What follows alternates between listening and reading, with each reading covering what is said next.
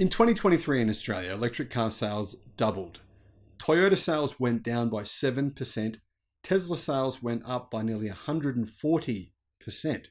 Toyota says it doesn't have really any EVs planned for Australia. It only has 1,500 electric cars coming. They're all very expensive, more expensive than a Tesla Model Y.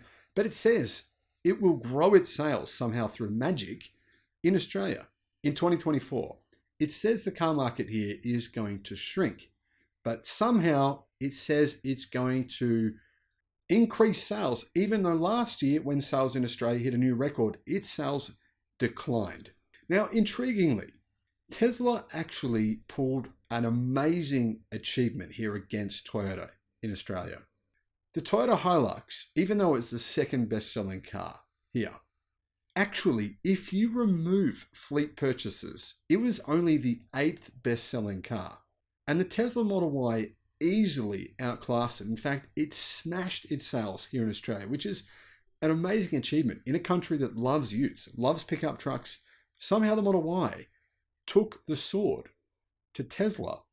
Somehow the Model Y took the sword to Toyota in 2023. Best-selling car from private buyers, as in not businesses. Private buyers in Australia in 2023. It was an electric car. This is a little bit disappointing when you think about it. Why is this the best-selling car from private buyers only? Why are businesses not supporting electric vehicle adoption? The only reason the Tesla Model Y wasn't the best-selling car in Australia is simply because businesses, corporations, etc., chose to buy gasoline-powered vehicles in Australia instead of EVs.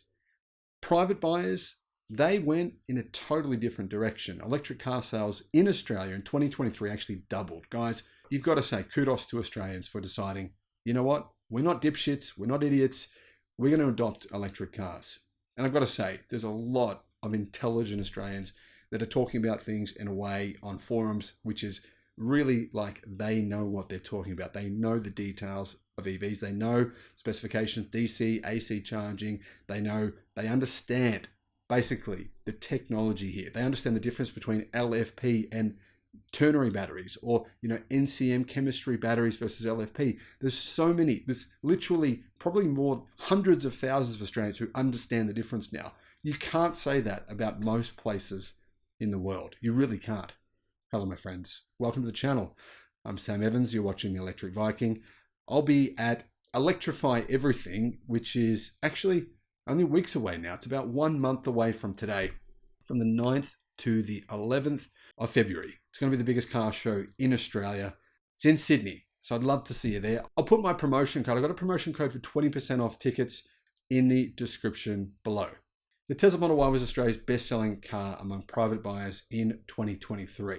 And if not for the fact that Tesla had a ship sitting basically in port here in Australia, a ship with, I think it was about 7,000 electric cars.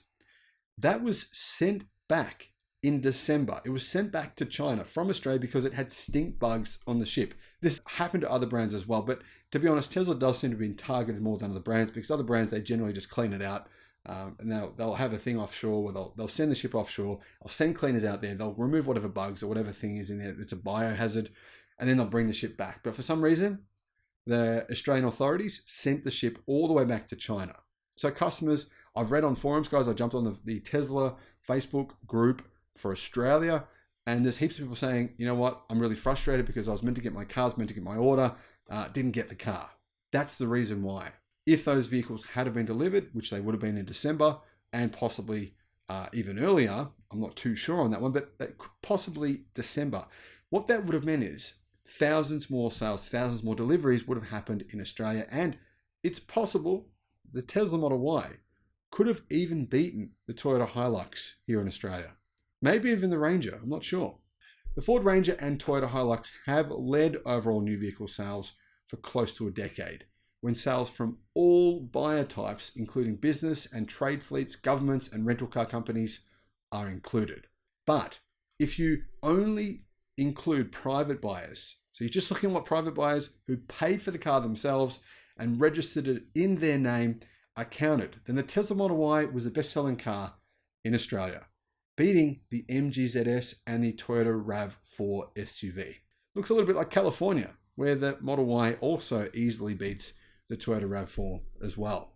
Now, interestingly, the Toyota Hilux was the second best-selling car in Australia behind the Ford Ranger, if you include, businesses and fleets and that kind of thing. But if you take away fleet orders, the Hilux goes from second best-selling car in Australia all the way down to 8th best-selling car. 8th. Clearly, demand for the Hilux is really only coming from businesses and fleets. It's not coming from private buyers. I think Toyota has to be aware of these numbers, which have got to concern you as a brand. More than 70% of Tesla Model Y deliveries went to private buyers in Australia, according to data shared by the Federal Chamber of Automotive Industries, the peak body for new car makers in Australia. Now, the interesting thing is here, the Model Y is not cheap.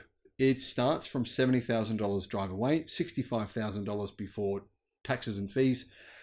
That's Australian dollars if you're watching from America. So that's around about 40,000 US dollars, but that's 3 times the price of the most popular variant of the MG ZS small SUV, which is $24,000. It's surprising to me that so many people are willing to pay that much money for a car.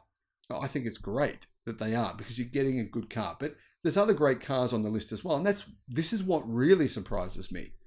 Why is it that Tesla sold 27 times more Model Ys than Hyundai sold Ioniq 5s? The Ioniq 5 is clearly a direct competitor to the Tesla Model Y. It's a fantastic car. People are divided between which is the better car. Obviously, people are buying the Model Y 27 times more. I don't know why that is. Is that because Hyundai are not making enough cars? They have significantly ramped EV sales in 2023, but for some reason, in Australia, the Model Y is just smashing every other electric car. Now, the 9th best-selling car from private buyers was the Tesla Model 3. With 13,109 deliveries, the Model Y had 20,600. Both of those numbers would have been higher, I believe, if that ship with a literal huge number, 7,000, I think it was 6,500 to 7,000 electric cars on it. If it had been able to dock and buyers had been able to get their new Model 3 Highland and the new Model Ys, those numbers would have been significantly higher. So kudos to Australians. 2023 was a fantastic year. Now there are so many choices. You've got BYD Seal, you've got the BYD Dolphin, right? You've got the new MG4. You've got a range of new electric cars coming in 2024 as well, which I'll be reporting on the channel. Thank you for watching, guys. Hope you have an amazing 2024. I'm really excited for this year. It's going to be an amazing year. Bye-bye.